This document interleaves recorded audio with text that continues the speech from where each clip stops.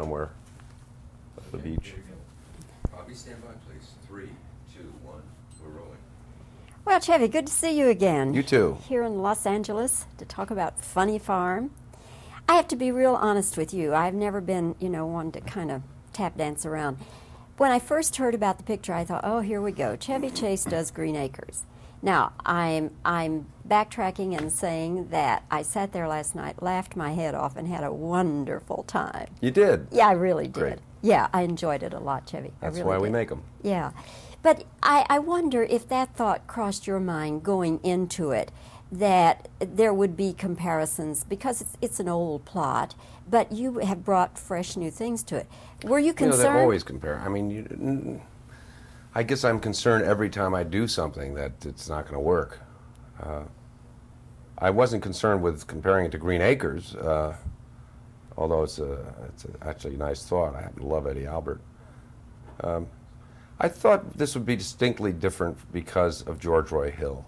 I think that he has an eye and a gift and a feel for things that's distinctly him. And that's what really drew me to the project, although admittedly I bought the book first and had the script written. The book drew me to the project first, but the idea of working with George is really what made me know that this will not be the same as your run-of-the-mill Money Pit or Mr. Blandings Builds a Dream House. I don't know how you call that run-of-the-mill, but certainly that there might be comparisons, but it's not the same. How did he come into it? I went to his office with a script, with a book, and a first draft. And I said, George, I'm Chevy Chase. He said, Chevy, nice to meet you. Who are you? I said, I act.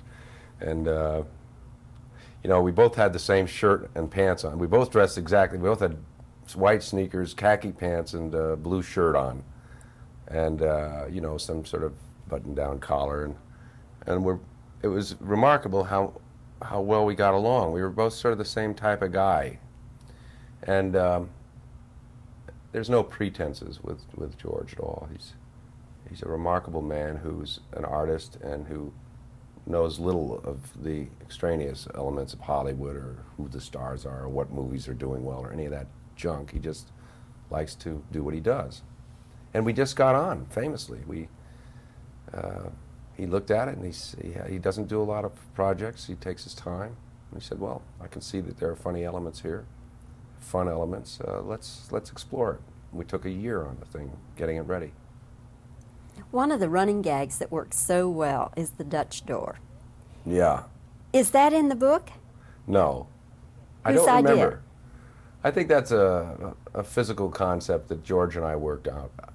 We thought it was very funny that you'd have a problem. You know those doors, they just, well, I could see immediately that this is gold for physical jokes. I mean, Dutch door, in fact, I have a Dutch door in my house. And, at first you open one and the bottom doesn't open. You never quite know which handle to go for. Is it locked? Is it all together? How do they work? And it just provides you with great possibilities for comedy. How long did it take you to heal up from all the wounds? No, it isn't too bad.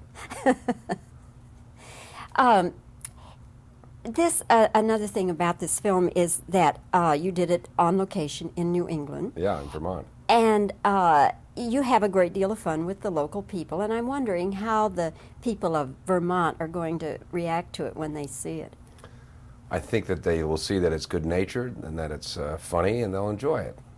They loved having us up there. It was certainly good for business, and we were in a relatively poor section of the country. In fact, one of the poorest in Windsor, Vermont. Most of what they depend on is tourism, and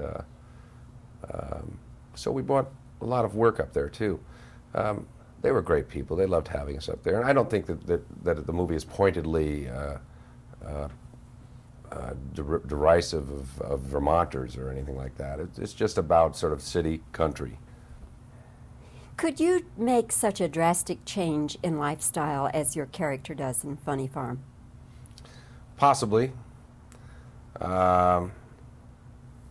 Admittedly, living in Los Angeles where we live, which is sort of in the country, it's a little bit like having it both ways.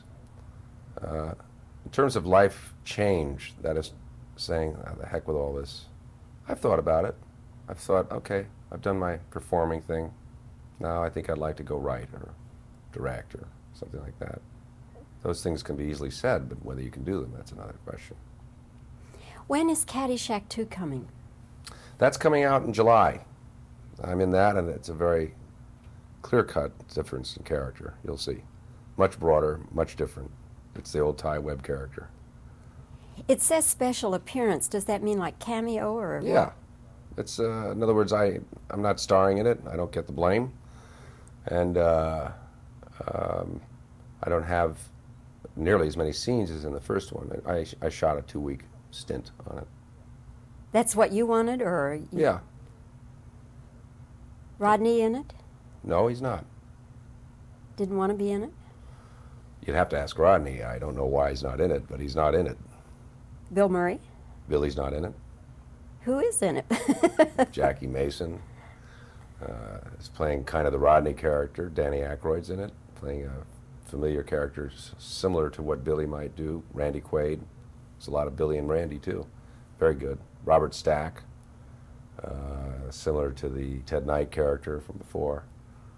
Dina Merrill. A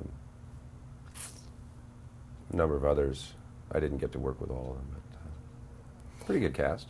Chevy, when you go back to be on Saturday Night Live as a guest host now, how is the whole atmosphere different from what it used to be? Well, when I was there, we had about 1/5 the office space. We had about 1/10 the writers and people milling, hangers-ons, etc. It's vastly different. We were really just a small group when I was first there. I was only there that first year, but that was the founding year. Now when you have a read-through of the material, there are 50 people in the room, and the chosen material to go on that week's show is based on the laughter of 50 people.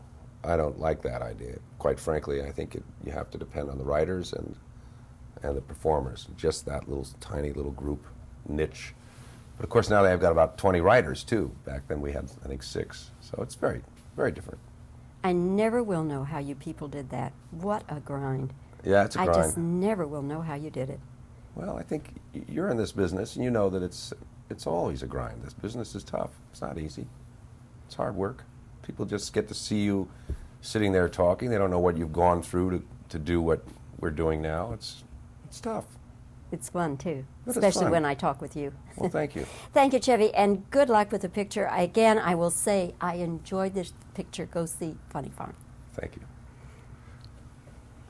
Thanks, Chevy.